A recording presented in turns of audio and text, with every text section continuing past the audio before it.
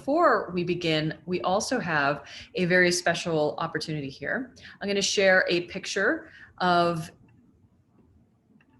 a free giveaway that's going on right now. So let me do this, sharing my screen. So, I don't know what I just did there. Okay. So today, rather than opening this hour up with a video, which normally we would do, Creative Communication, which is a Utah organization, is doing a wonderful giveaway. They do a poetry contest for grades K through 9. Teachers or students, you can enter online on www.poeticpower.com, and I'll put that in the chat later as well. Or you can mail entries to this particular address, and I will also put that in the chat. But basically, there's no fee required to enter to be published, and students can send in poems, and teachers, you will be earning points to be redeemed for Amazon gift cards and free books. There are 3 contest deadlines. April 22nd is one coming up right away, August 12th, and then December 2nd. And 1 entry per student per contest, and must be less than 21 lines. But all this information will be on that website, which I will again share in the chat. But the reason I'm bringing this up today is because they are doing a free giveaway to try to get more of you sort of rewarded and interested in this program. And so we're going to spin the wheel of names of all of the registered attendees for this panel, and 2 lucky winners will get a $25 gift certificate to Blick Art Supplies, $25 each, and then a free copy of this anthology. So this is a great opportunity for your students to get you excited and motivated, to get them, you know, a publication, which always is exciting for them. So that's a little bit of information there. And at basically towards the end of the hour, we're going to come in. Jackie, my fearless assistant, will spin the wheel. We will find out who wins, so stick around and find out. I'm going to go back to introducing our moderator, Tim Erickson, who is the author of Egopolis. I'm hoping I'm pronouncing that correctly. And who is a former teacher, I think, at Skyline High, but I think he's now doing something different, but he's had many, many, many years of teaching experience. So I will turn it over to Tim and the rest of the panelists, Sally, Harmony, Nathan, and Matty, who will take it away. So thank you all for coming, and have a great hour. Thank you, Paisley, and thanks for everybody being here, to the moderator, to the panelists. And here's me.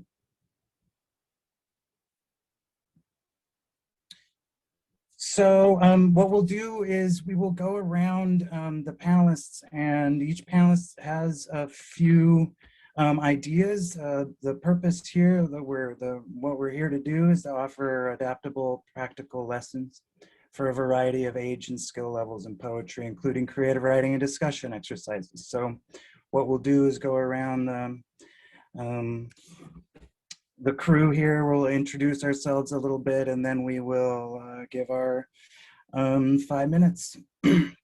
While they're doing that, if you have questions, if there's anything that you'd like us to focus on, please add it to the Q&A feature.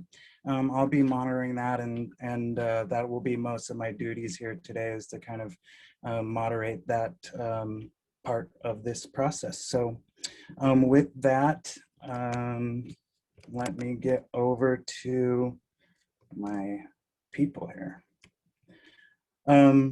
We'll start with Harmony Button, and then move to see, Nathan, Hauke, and then Sally, and then Matty. We'll just go through it like that. Okay, everybody, thanks for being here. Harmony, go ahead.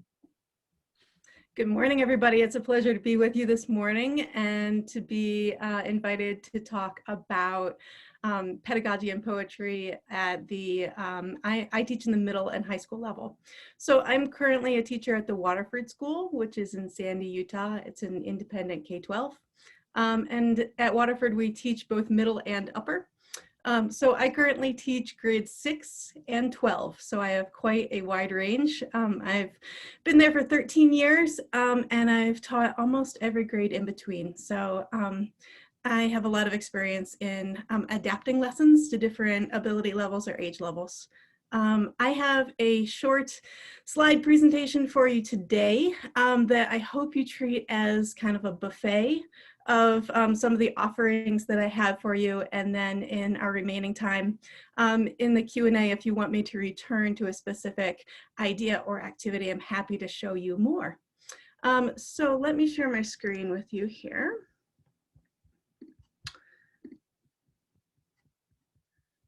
And here we go. So here we are at the Utah Poetry Festival. A big thank you to Paisley and our moderators and my fellow panelists. And this is me, this is my contact info. Please feel free to reach out by email if you want to follow up, if you want any additional resources, if you just want to say hi or chat or talk poetry. I love being in touch with other people in my community. So I welcome you to do that. My basic takeaway for teaching poetry to kids is kind of unteaching them what they think they know. Oftentimes they come to me thinking that they know what poetry is and what they feel about it. And a lot of what I need to do is break down their defenses in order to get them to authentically engage with language. And so what I teach is that poetry is not a thing, it's an attitude towards language. It is always present, it is always around us. You can engage with poetry in any context, and that poetry thrives within connection. That it starts with with who you are, what you know, and how you connect with the poem that you are experiencing.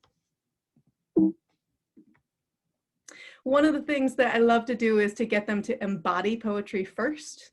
And there are lots of ways to do that. I find that students, whatever age level, often are better at mimicking than they are analyzing at first. And so these are just some of the ways that I get them to engage. A mirror or a Mad Lib.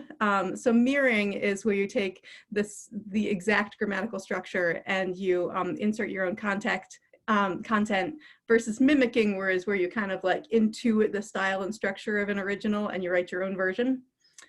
Stylistic translations, I love to do. Kids have fun with them. You keep the content, but you ask a student how a different poet would write that content. So like, how would Gertrude Stein write Williams' The Red Wheelbarrow is always a fun one. You can do imaginary pen pals. So how would author A respond to author B's content? Or a mashup, which I love. You create the stylistic love child of author A and author B.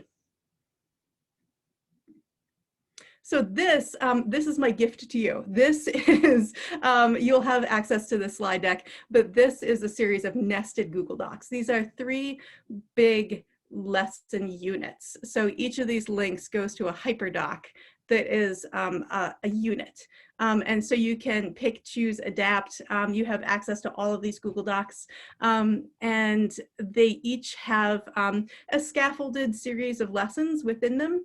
The first one is actually for literature circles, which is not poetry specific, but which is, I always include a study of poetry in a study of prose. That's one of my strategies, is that I don't teach them as separate things. I teach language.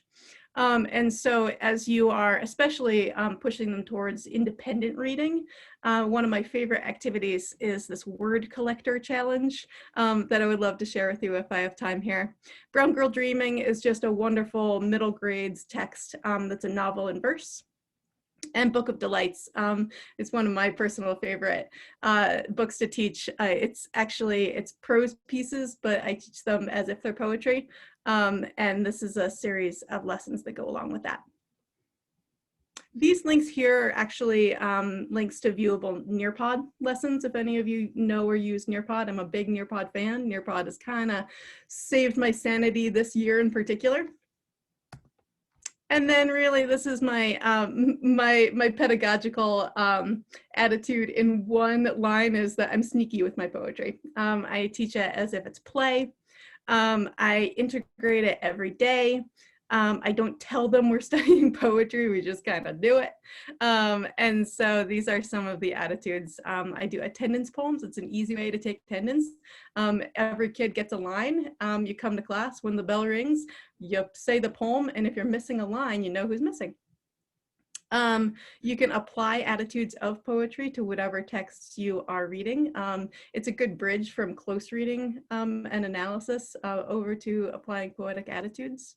You can play games. I love to make up language and word games that translate to kind of poetry machines that I'd love to talk about later if we have a chance. And then poetry as supplements, bell ringers, bonus items, gifts to students. I think one of the best things that I can do as a teacher is show how poetry lives in my life.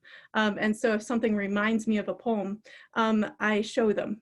So I'm willing to take a tangent in the middle of a lesson to be like, that's like this, and then find it, share it. You can give it to a specific student if they write something that reminds you of a poem. I think that goes back to the idea that poetry thrives inside connection. Mostly stay nimble, be playful, and ask what matters to them. Start with what they know, what they love, what they see, what they can observe, and then stretch from there. If you'd like to, I have a game for you that should take 2 minutes. So I'll leave that on the buffet if anybody wants to take me up on that. It's a slant rhyme activity that I think you might enjoy. So that is 5 minutes, and I will turn it over to Nathan from here. So Nathan, I had the good pleasure of attending grad school with. I know he's fabulous. Nathan, take it away.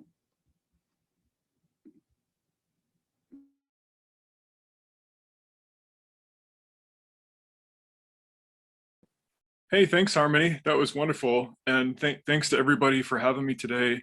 It's a real honor to be invited and an honor to talk about this. I think it's such an important thing, the way that we present poetry to young folks coming up and help them always find ways to see that it's connecting with their life in practical and important ways. So I want to do kind of a scattershot introduction to essentially like an idea, and I can present it as a lesson plan later, but it's the idea of like essentially like a lyrical compost journal project. So I'm going to share my screen. Let's see.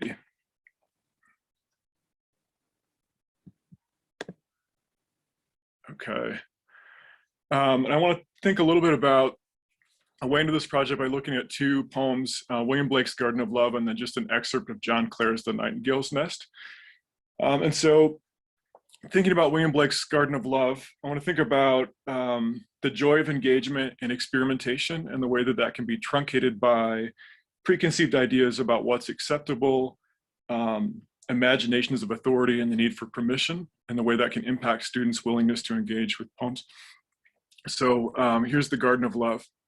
I went to see the Garden of Love and saw what I had never seen. A chapel was built in the midst where I used to play on the green. And the gates of this chapel were shut, and thou shalt not writ over the door. So I turned from the Garden of Love that so many sweet flowers bore, and saw it was filled with graves and tombstones where flowers should be, and priests in black gowns were walking their rounds and binding with briars my joys and desires. So again, the impact of that, thou shalt not, potential learners. And then this is an excerpt of John Clare's The Nightingale's Nest, which is one of my all-time favorite poems. And I like to think of it as the nightingale. There's a kind of kinship between the nightingale and poetry itself, and then the nest is a place where poetry has rested. And also just the idea that the nest is improvisational and precarious, right? How curious is the nest? No other bird uses such loose materials or weaves their dwellings in such spots. Dead oaken leaves are placed without and velvet moss within, and little scraps of grass and scant and spare of what seems scarce materials, down and hair, which I think is the lovely way to think about a poem as a fossil. Okay, so this is a, let's see, I might have to scroll over. So I got really interested in thinking about writing as compost, and for me, process has always been so much more primary than the idea of a product or the fossil that's left at the end. And so I just want to kind of think about this project I started doing with students. So there's kind of an upfront piece and a later piece, and there's quite a delay between the two, and I can talk about that in terms of lesson plans in a minute. But so upfront, right, get a notebook or several notebooks of different shapes and sizes, write all the time, whenever you feel like it, and try to stay open to whatever is happening. Again, remember, thou shalt not turns Blake's flowers into tombstones. So you get students doing this, and you keep them going and going and going, right? And eventually, when you look back at these journals and the writing they've done, you start to think about tracking energetic patterns. So these are things that I used to ask students to kind of look for when they would look at their journals. Look for places where writing begins to feel claustrophobic, i.e. where it begins to insist upon particular interpretations and/or meanings.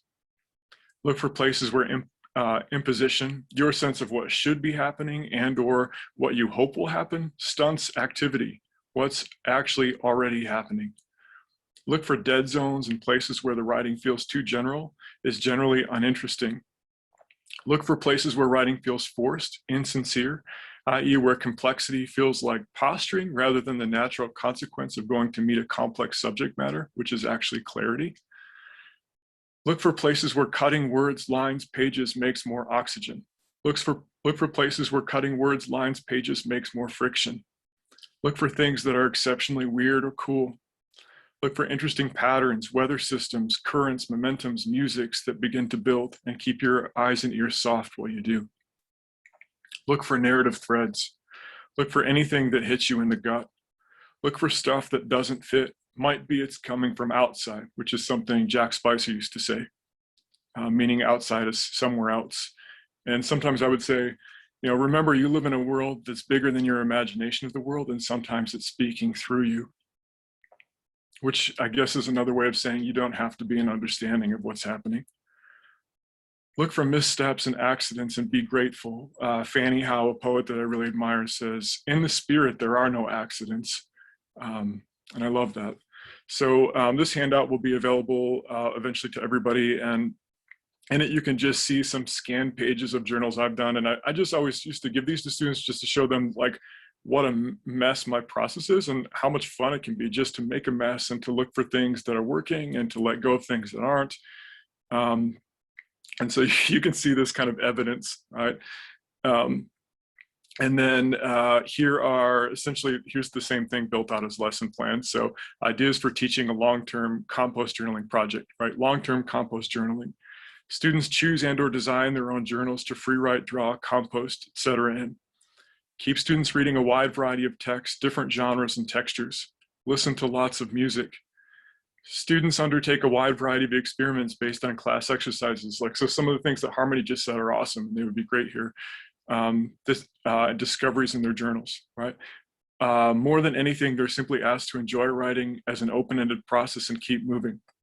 Encourage students not to think about genre and classification, eschewing preconceived ideas about what they might be up to in their journals to find out what actually happens.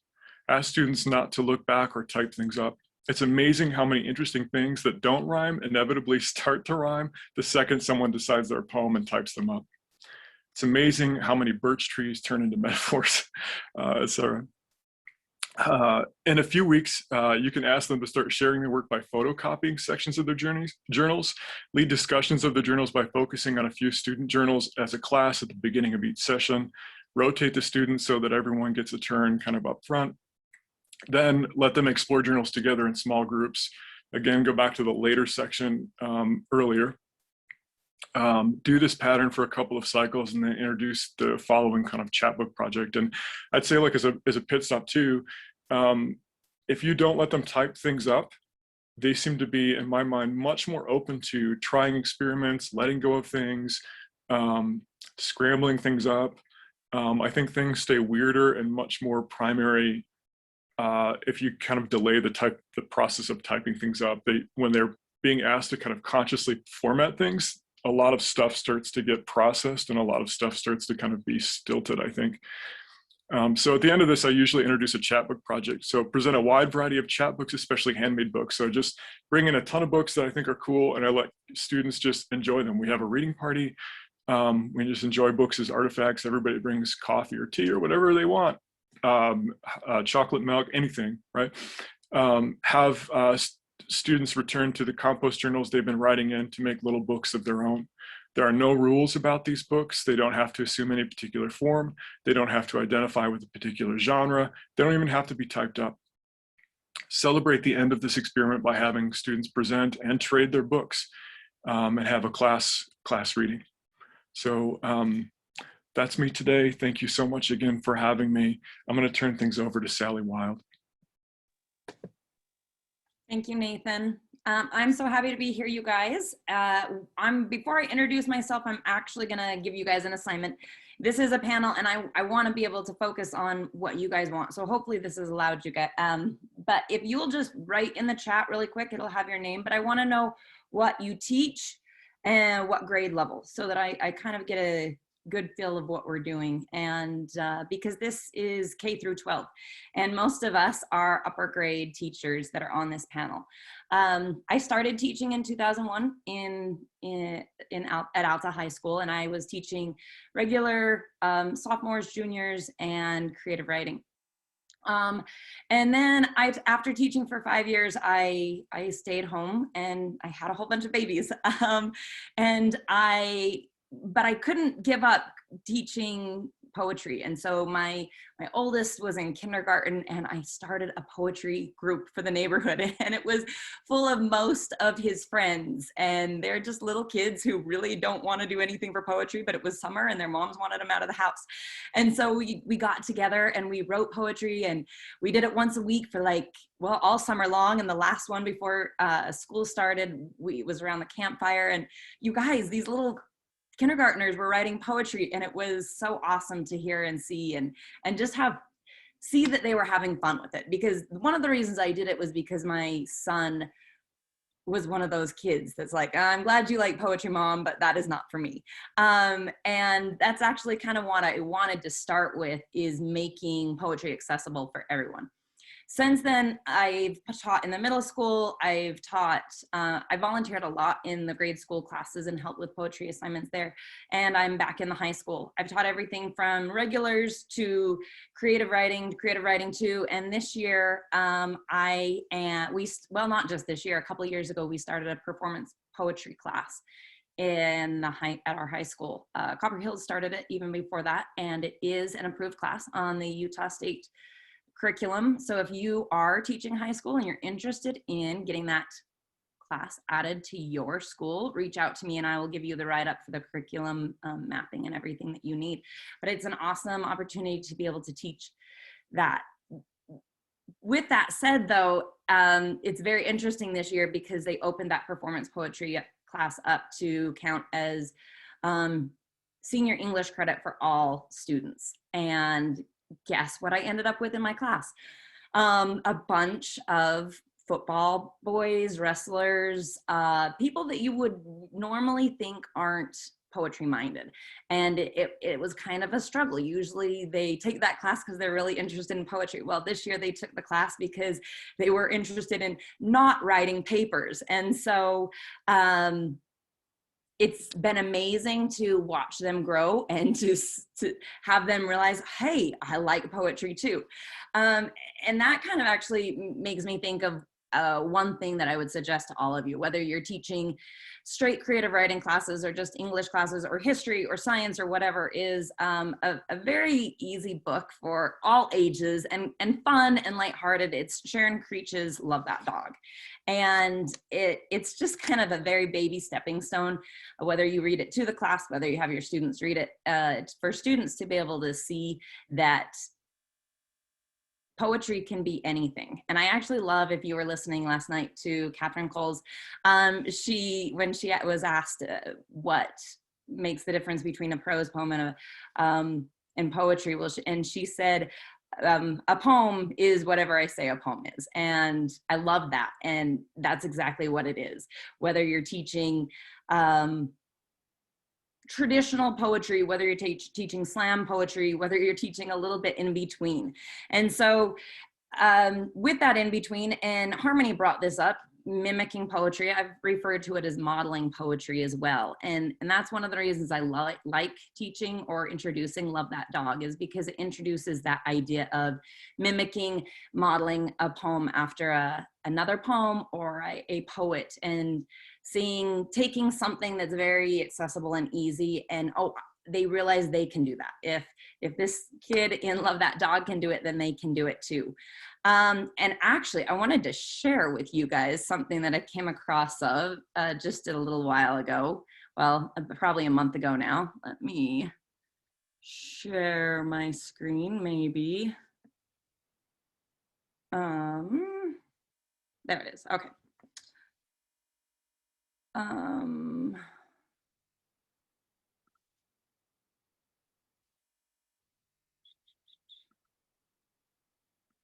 Okay. Oh, no, it's not going to let me. I will have these resources all for you later. They took my computer yesterday and updated it, and now it's not letting me share my screen. So I apologize for that. But it was a poem modeled after William Carlos Williams. And I'll read it to you. How about that? It's called "This Is Just to Say. I have docked the Suez, which you probably needed for international trade. Forgive me, I'm sideways, and my ship ass is big." Maybe the language isn't appropriate for some of your classes, but I got a kick out of that, and just seeing that grown people are modeling William Carlos Williams and making a little light of the Suez Canal disaster. Well, along with that, a couple years ago, I was working with some educators, not in Utah, kind of across the nation. A few of us were working on a project, and it was April and National Poetry Month, and we decided that we wanted to have our students collaborate. Well, you guys know how collaboration works at schools. They kind of try to make it difficult by blocking our students' email address. So we decided to use Padlet. And each teacher, again, sorry, I can't share my screen. I'll get all these resources and put them, get them to Paisley so that we can make them accessible to you.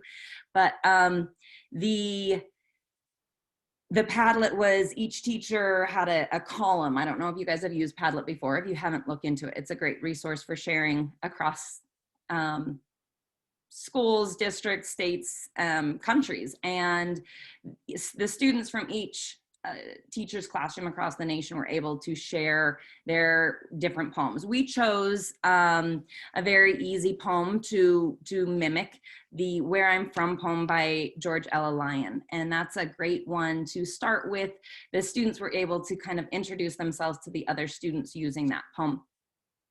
Another thing that I like doing with the "Where I'm From" poem is, once students have had an opportunity to introduce themselves, is to, like I said, I teach English, and so I like to take characters from our books. If you teach history, you could do this too. Take a character from history. You know, you could do it with science, you could do it with any subject, and take that character, and instead of writing about yourself with the "Where I'm From" poem, write about that character or the figure in history about it as well. The biggest thing, though, I think that is important with teaching poetry is reading poetry. And when I started teaching in the early 2000s, Billy Collins was the Poet Laureate, and I was introduced to his Poetry 180 program, and the idea of getting a poem in the classroom every single day. And I've tried to do this since then. He does have a book if you're interested, but we have so many resources and such amazing books. I know Paisley keeps putting it in the chat. Go check out those books. You don't have money? Donors Choose is a great place to fill out a grant information. I've done 2 just for poetry books, and my classroom right now is bursting with poetry books, and it makes it amazing. My students read from a different poetry book, unless they really want to stay with that one poet until they finish the book, for about 10 minutes every day. And we have a reflective journal on that. And it's been great for them to be able to see different styles and different subjects and things like that. Let's see, in 2019, I also, this kind of goes along with the reading, I went to a workshop that Buddy Wakefield, he was here and he did a workshop, and this goes along with writing, because as you're reading, you also need to be writing. And I know both Nathan and Harmony mentioned writing and writing in a journal, and make sure you do have your students do that. Write. And a lot of times we get, our students will be like, I can't write, I've got writer's block. Well, and I'm gonna quote this because I thought it was pretty profound, and a lot of people don't like it, especially if you're writers, you're gonna be like, no, that's not true. But Betty Wakefield said, there's no such thing as writer's block. It doesn't actually exist. It's just being lazy. You just have to show up. You sit down for 20 minutes each day. For 30 days, there's going to inevitably be one good page, one gem. It's a long game. It isn't going to be instant, but you might have 30 gems after 30 days. You don't have to be brilliant every time you show up. You just have to show up. One of our students' problems is they think they've got to be brilliant. They're so timid about writing anything that they need to have this brilliant thing, and so they don't write anything if it's not going to be brilliant. Just get them in the habit of starting and writing anything, and get going with it, and make it as accessible as you can, and have fun. And that's the most important thing. A lot of times we are just a lot of our texts and poems we use are the greats, the classics, and that's awesome. But we have so many modern, especially Utah poets. I'm going to promote the Utah poets. Go check out their books and bring them into the classroom and use them as samples, and show your students that people in Utah, people anywhere can write. So thank you guys for having me. I'm gonna turn the time over to Matty, Glasgow. And I was lucky enough to have Matty come and visit my classroom in the fall. He's amazing. You're gonna be so lucky to hear from him. So take it away, Matty. Well, it's very kind of you, Sally. It was a pleasure to visit. And I also wanted to give a shout out to Sally. I got to judge a poetry slam, and one of her students, that I think she was speaking about a football player, shared a really lovely poem about masculinity and poetry. So she's doing amazing work at Harriman.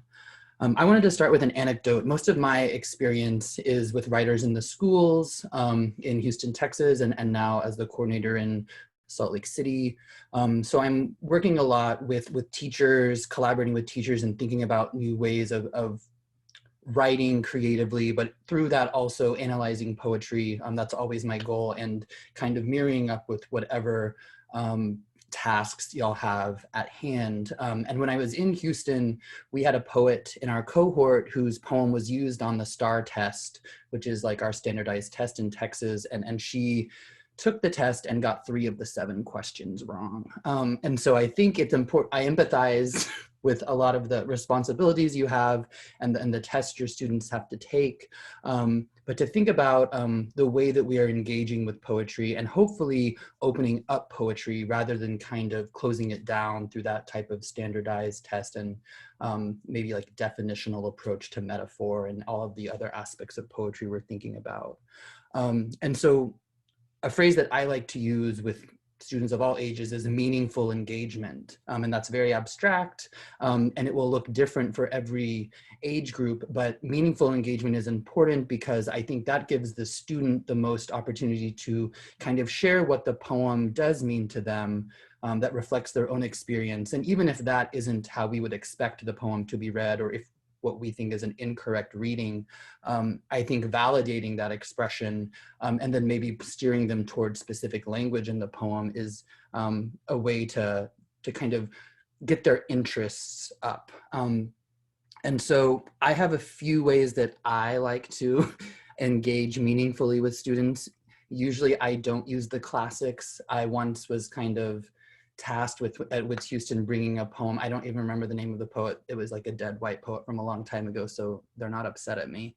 But I didn't have a lot of energy with the poem because I didn't particularly like the poem. And so I think it's important for you to like the poems that you bring in, and to be reading contemporary poetry or any poetry of any area, because that will kind of bring the joy into the room. And certainly for me, who doesn't love a lot of older poetry, I've had professors and teachers who have brought joy to that.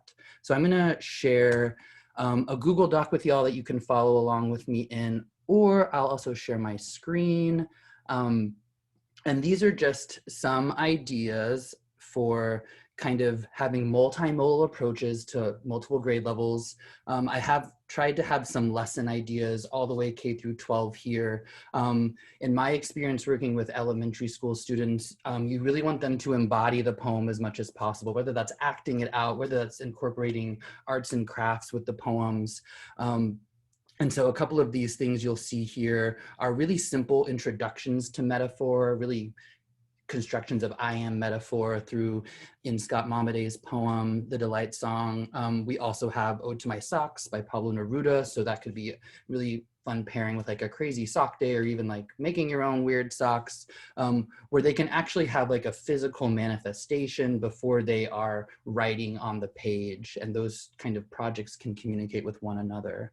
Another thing I think is important when you're bringing poems into the classroom is variety. So I use a lot of performance poems, and I know Sally does as well. And I think she even mentioned how much she likes Sarah Kay.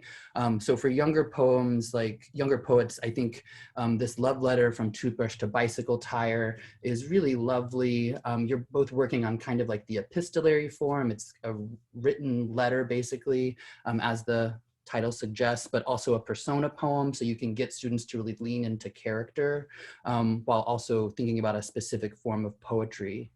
And then for my older students, which I think is where I've had the most of my experience, I like to kind of provide them both the text and hopefully a reading of the poem. If you're bringing in a poet who's been recorded, that's always nice. And so you can kind of bring in some more difficult poems here.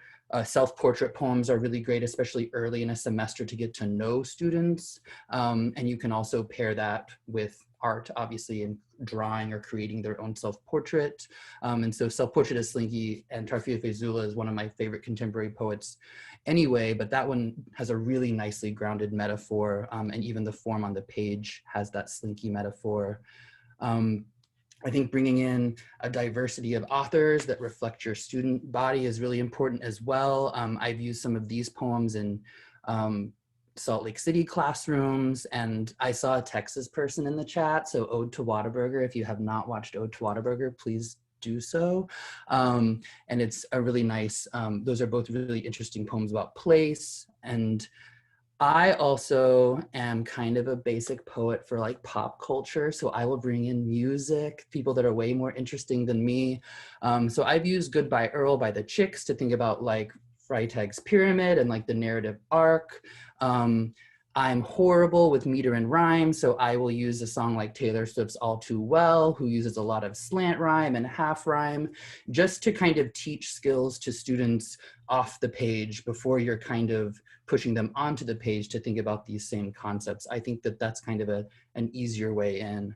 And then for like my oldest students I've worked with, I think Kendrick Lamar's album To Pimp a Butterfly actually like explains and unpacks a metaphor over the entire course of the album, and has a really lovely song, Mortal Man, that includes a lyric poem in it. So I just think engaging students with artists who are actively engaging with poetry themselves is a nice inroads into poetry that often feels a little more distant when it's just on the page.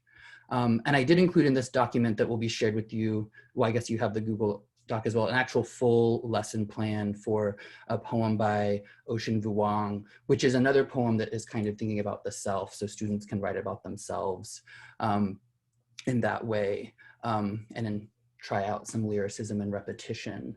But I think I'm close on time, so I'm gonna move along so we have time for lots of questions, but it's been a pleasure being here with y'all. And I also want to give a shout out to Paisley Rectal for organizing this whole thing. They say it takes a village, but I think it just takes Paisley Rectal to make a poetry festival happen. So thank you for organizing this for us.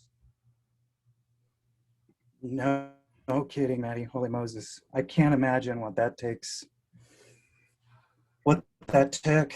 Thanks everybody. That was so much. There's so much good stuff in there. I'm eager to kind of dig into a lot of that material. And just props on the Jack Spicer stuff, by the way. So I have 3 questions that were sort of pre-submitted, and one that came in while you guys were presenting. I just wanted to maybe start just a little bit of a Q&A with one of these questions. Does that sound good to everybody, like panelist-wise? It says, some people are good at spontaneous writing and they gravitate to quick expression. Others lean toward a slogging, slowly edited approach. What do I do as a teacher when it becomes clear that there are these two different approaches being used by students in the same group? I would think the same class, you know, you've got a pretty big array of writing styles. And so is anybody have something they want to approach that question with? How do you deal with those two different kinds of revisers, producers?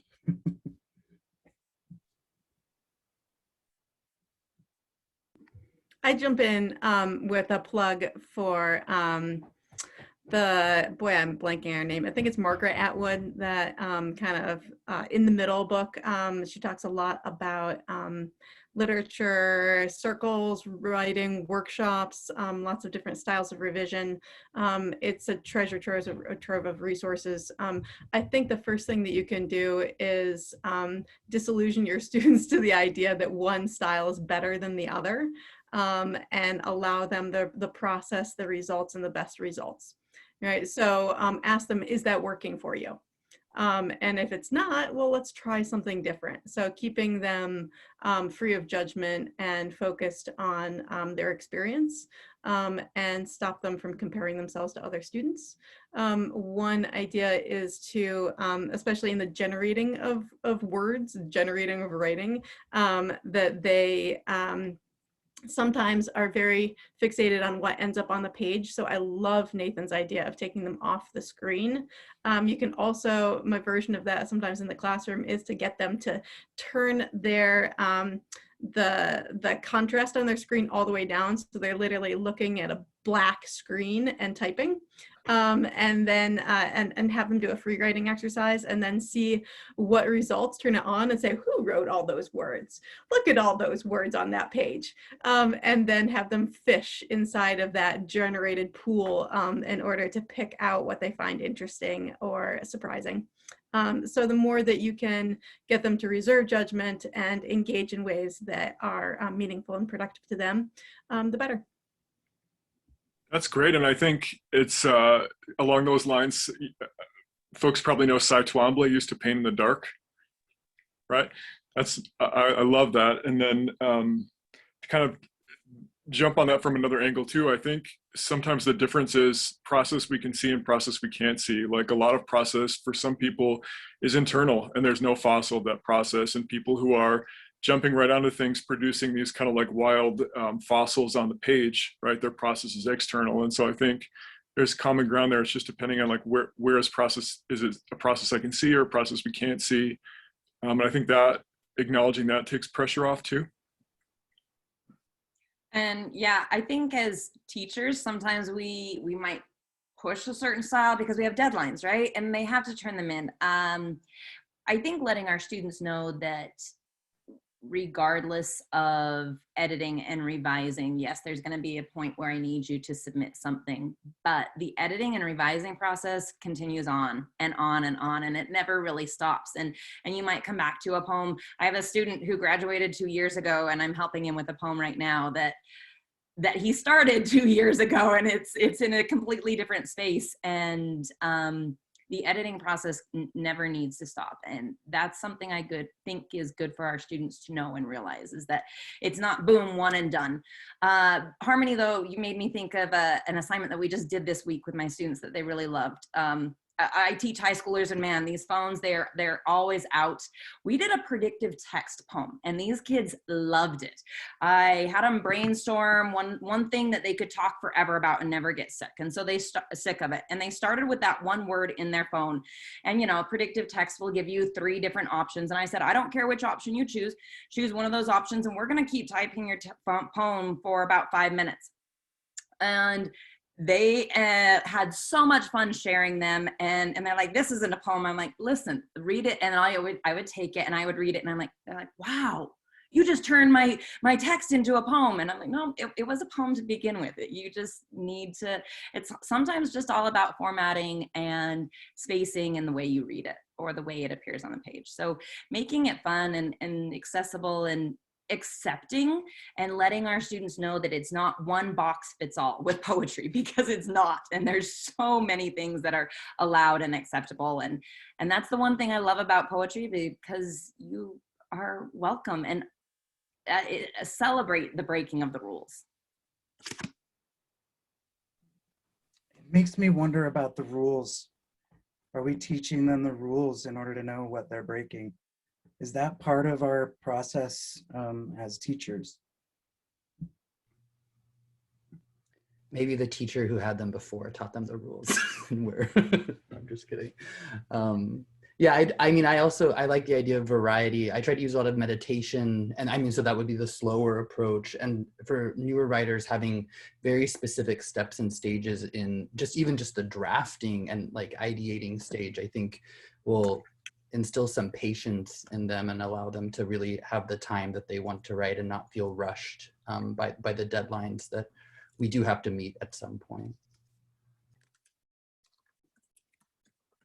I have had the opposite issue with some students who didn't think that it could be good unless they had poured sweat and blood over the thing. And sometimes it's just like first thought, best thought kind of a thing. Like, how do we encourage those, like the quick ones, that their work, that it's not a Puritan work ethic here. It's not more work equals better product necessarily. That's kind of a tough balance, I think. I had a teacher who told me in grad school, perfection is never a matter of effort, which I loved. And I think about that every day for 15 years now. I think anything we can do to kind of loosen that Puritan work ethic that kind of haunts us is really important. And again, I think processes take so many different shapes and there's so many different textures. I just think be glad when something happens, you know? I would just put in another plug for any kind of conceptual poetry that takes out responsibility or artfulness. We talk about uncreative writing, about productive chance, and it's actually hiding in that slide deck that I sent to you guys. This is a Prezi, and you have this now, but it's full of like the language rules poetry. So if you want to do any of this, there's predictive text poetry. You can do Google poetry. You can take a look at Christian Bok's Eunoia, which is wonderful.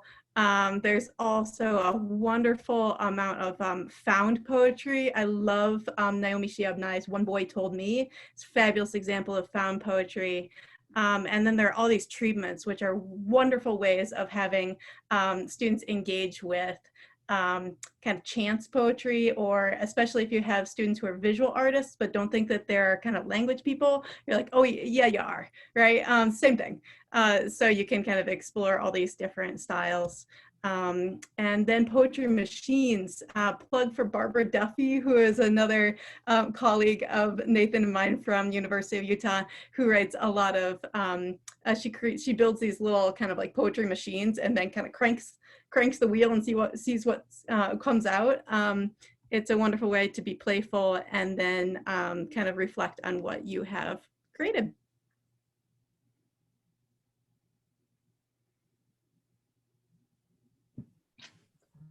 I wanted to get to a couple of more of these questions. There's another question here. I've had a lot of students who write poetry that is descriptive or confessional, but which is lacking in the multi-layered character of metaphor. Too many poetry teachers think metaphor is easy or natural, when in reality few can do it. How can teachers get poets to make the leap from pretty poetry to abstract poetry? Seems like a couple of questions there, maybe. I mean, certainly the difference between pretty poetry and abstract poetry is interesting. I don't know that are those necessarily in opposition to each other. But like, what shall I read it again? Do you guys have access to these questions? I haven't seen it, but I can. A part of it that's interesting to me is that idea that the push towards abstraction.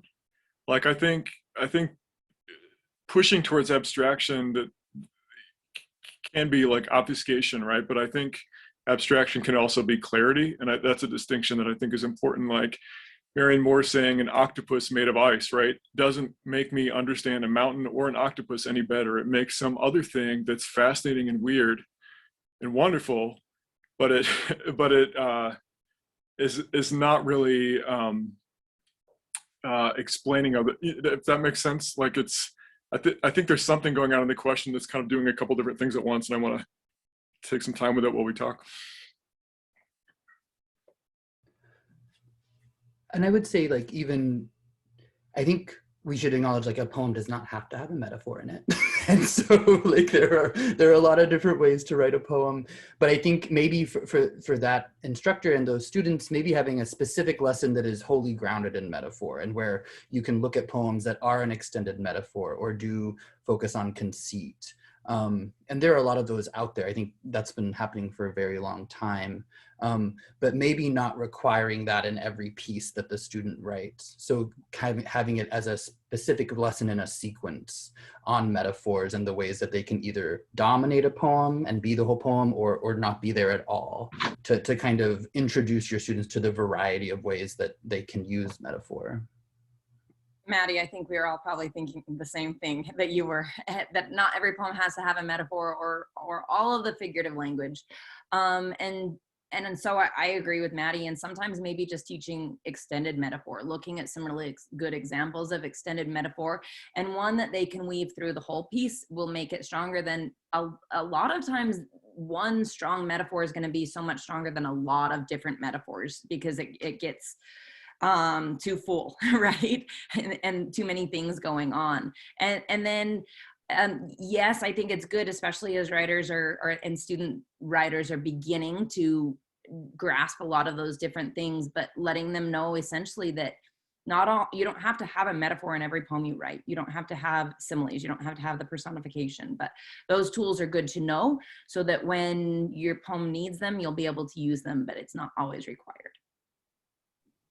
And it's worth reminding them that an individual word in itself is a symbol, that a word is something that you see, that you hear. It's a language artifact, right? It has a tangible quality in itself outside of its meaning. So we talk a lot about that kind of the separation between how you experience language, how it feels in your mouth, what it looks like on the board, what it sounds like. And that's where there's a wonderful children's story by Peter H. Reynolds called The Word Collector. That bonus, if you Google it, you can find Michelle and Barack Obama reading it out loud for the Chicago Public Library.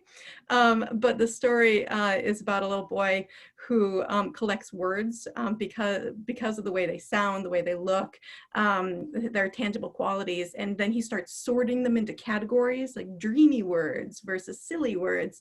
And so you can kind of kick your students out of that sense that what they have to say is deep and meaningful all the time, and get them to connect with the inherent quality of the word. And at the end of the story, the main character basically throws his whole collection into the wind and allows the children in the valley below to like collect the words and put them in whatever order they want to, and experience the words for themselves. And it's a wonderful way of asking students to pull words out of other texts because of the way they look or sound or feel, and then reconnect with meaning later. And that often results in some kind of reading of metaphor or a conversation about diction. And so I think if you're focused on metaphor, metaphor happens, right? you can't stop metaphor from happening inside of a reader's mind. You don't have to intend a metaphor in order for it to happen. So I think just relaxing a little bit on forcing it also helps students. I love it. I think we're just right at the end of our time here. You guys, thank you so much. That was so great. And just frankly, I would love to get all your contact info, all of you, and stay in touch. So we're going to turn it back over to Paisley here, and I believe move to the raffle portion. You guys, thank you so much again. Thanks everybody for coming today. Thank you all. I'll turn it over to Paisley. Thank you all so much. That was amazing. And I am going to do the raffle, or I should say, actually, my fabulous assistant, Jackie Balderrama, who's also a wonderful poet, whose first collection just dropped. In fact, you should all rush out and buy that too. She is going to actually do the raffle for us. And again, just to remind you that this is, I'll put it in the chat, www.poeticpower.com. So you get more information about creative communications. That would be fantastic. It's a great opportunity for you and your students. This panel was tremendous. I got so many ideas myself. Also, if you're interested in Poetry Out Loud programs and creating a performance poetry curriculum for your students, the next panel is at 11:30. Go right to the UtahPoetryFestival.com website. You can register for everything. There's just more great ideas, rating exercises for all levels and poems for all levels coming up at the end of the day. So if you're interested in this, do this. So